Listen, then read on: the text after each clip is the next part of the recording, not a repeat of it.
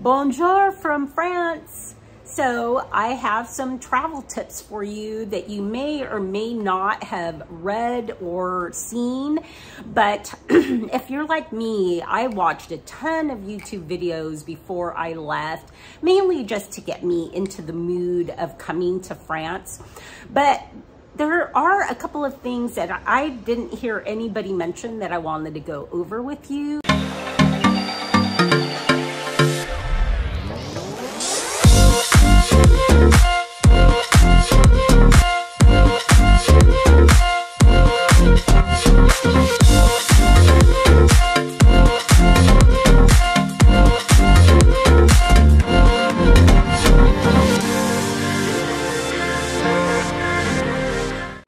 The metro is your friend. It is so easy to use. What you want to do is just slow down, take your time. The metro is color-coded. It's got names for every line. It also has numbers for every line. Maps are free in the information office, which in a lot of the stations is right when you come into the entrance. And there's also the ticket machines that are right there. I usually buy a packet of 10 and that'll last me for 3 days or so. Connections are free as long as you don't exit. So if you see something that says sortie, S-O-R-T-I-E, and you're trying to connect to another metro, do not go through that because that is an exit. Sortie means exit. So once you get the hang of it, it is so simple. Don't even think about Ubering in Paris. It is really expensive. To add to that, sometimes it's difficult to see where the entrances to the subway is. They don't all have signs above ground. So just look for like a banister. So a lot of times that is an entrance to a subway, but like I said, a lot of times there's no sign above it.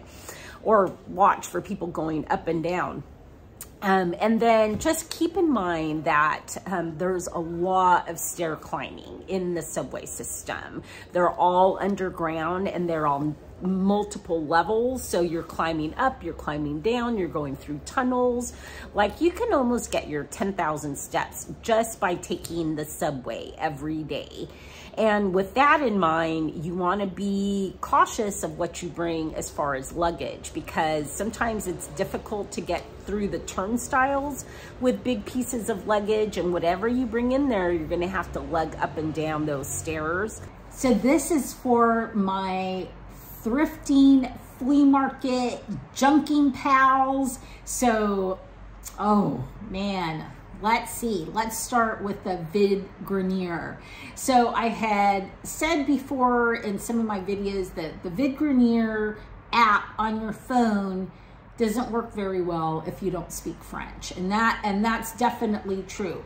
But a workaround to that is if you actually go into your browser and you type in vide grenier, it'll take you to the website, which gives you the option to use it in English, which is perfect because you could put in the city, the area that you're in, and it will tell you all of the flea markets, all of the garage sales, the day they're going on, the time, and the address. So vide grenier again stands for clean out your attic.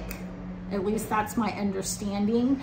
And so it does apply to garage sales as well as flea markets. And if you don't catch my other videos, this is something I learned from my neighbor at home actually. And that is that in France specifically, it is against the law to have an individual garage sale. You can't do that. You can, however, as a neighborhood or as a town, have a neighborhood garage sale, a town garage sale.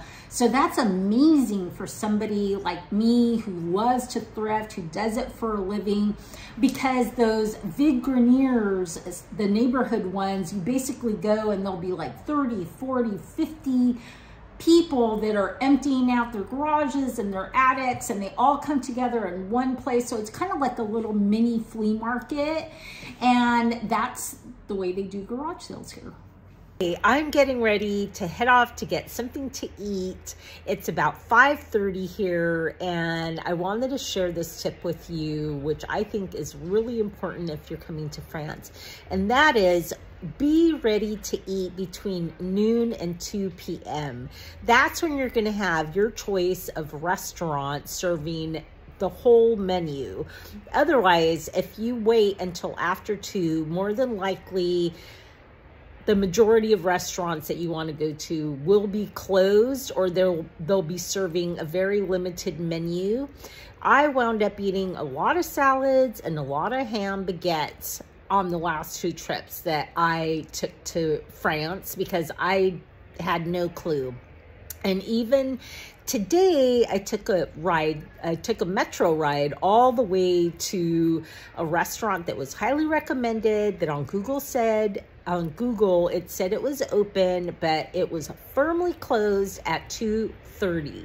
So just bear that in mind, that restaurants serve between noon and 2 o'clock, and then they don't reopen until 6, maybe even 7 o'clock.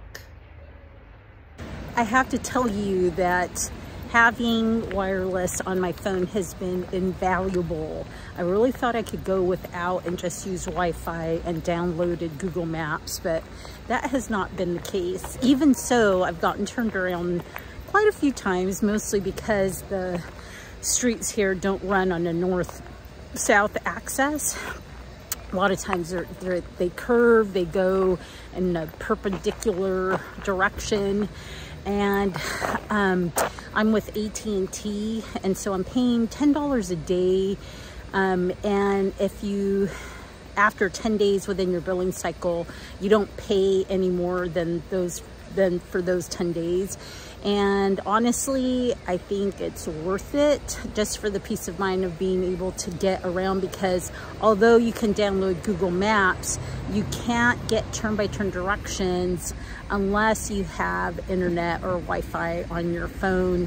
And at $10 a day, I mean, I was in wireless for 16 years, and I have to tell you, that's actually a really good deal because it's unlimited text, calling, and internet.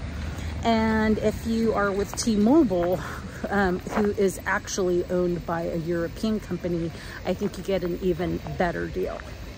If you want to be able to access your streaming subscriptions like Netflix, Hulu, HBO, Prime, and I think even YouTube, let me tell you, you may not be able to do that once you leave the US, and that includes Mexico as well. My recommendation is that you subscribe to a VPN service, which basically gives you an IP address somewhere in the US, so that when you're accessing your streaming subscriptions, your computer and your IP address will be in the US, and those channels won't be blocked.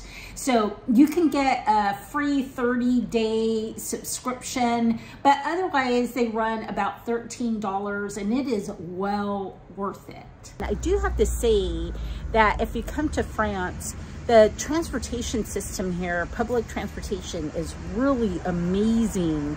It is so easy to get around in the cities. There's buses everywhere that come all the time. Here comes my bus now. There's train stations at almost every single small town, and the metro system in Paris is amazing.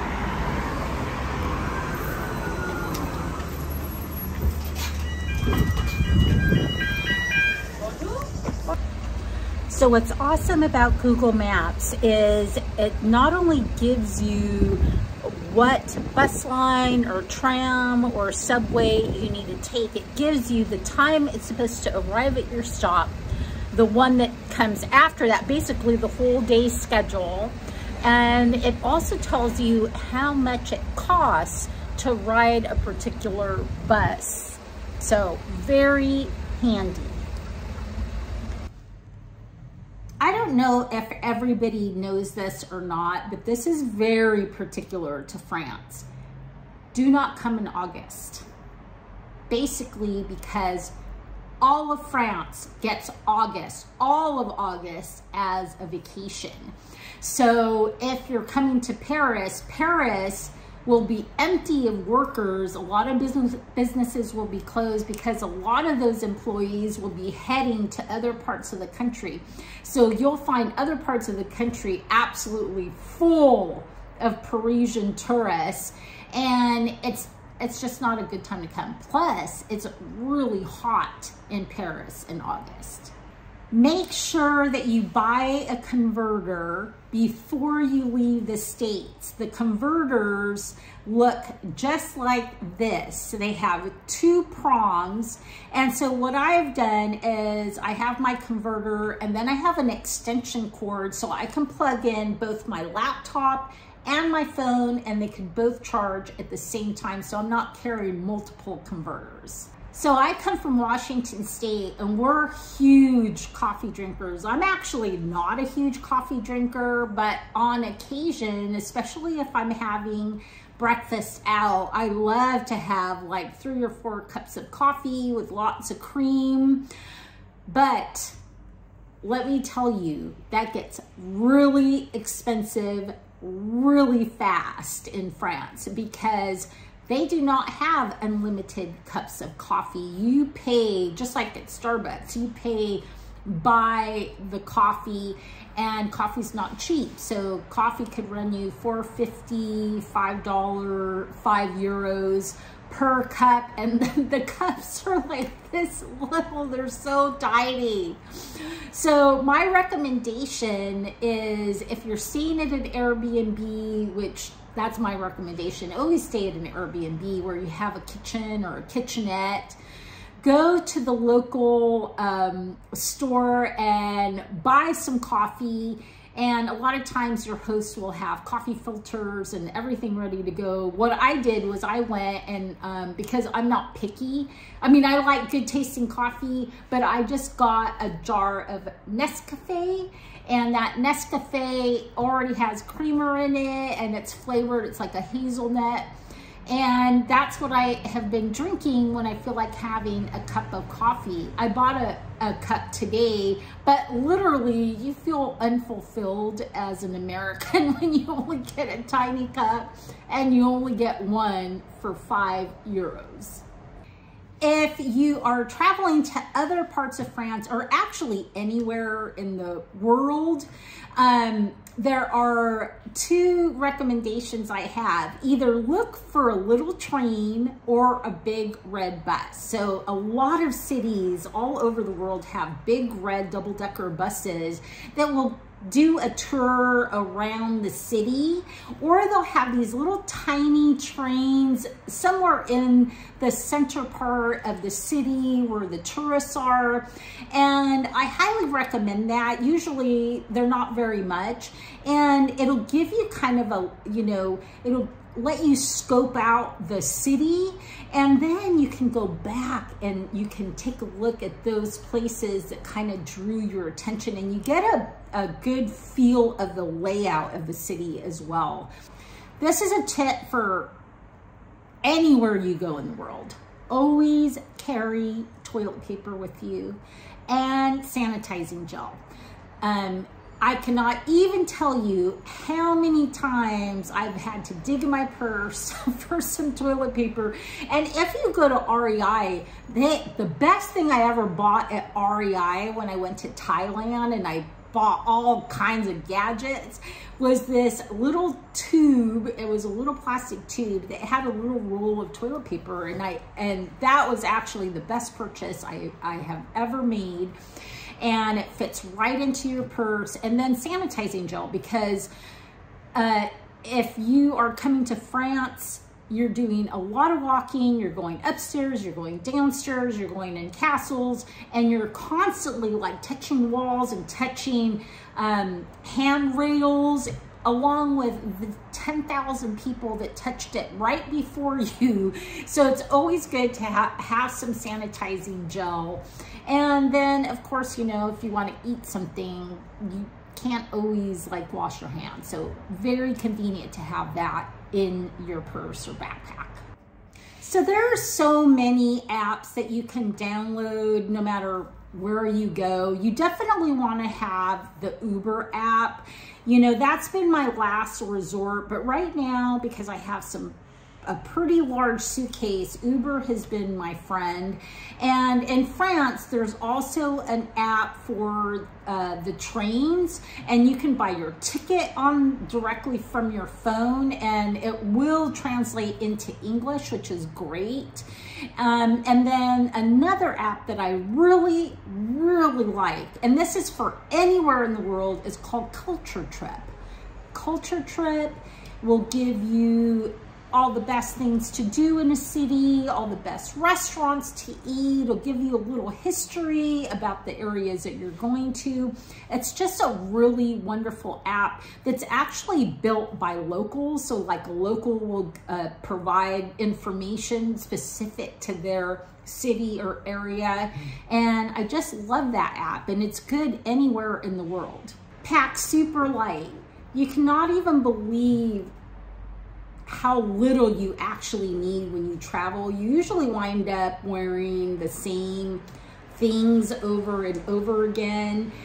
The only thing that I pack plenty of is like underwear, bras, but other than that, pack really light. There's a pharmacy on every corner in France, so you can pretty much find anything that you need here.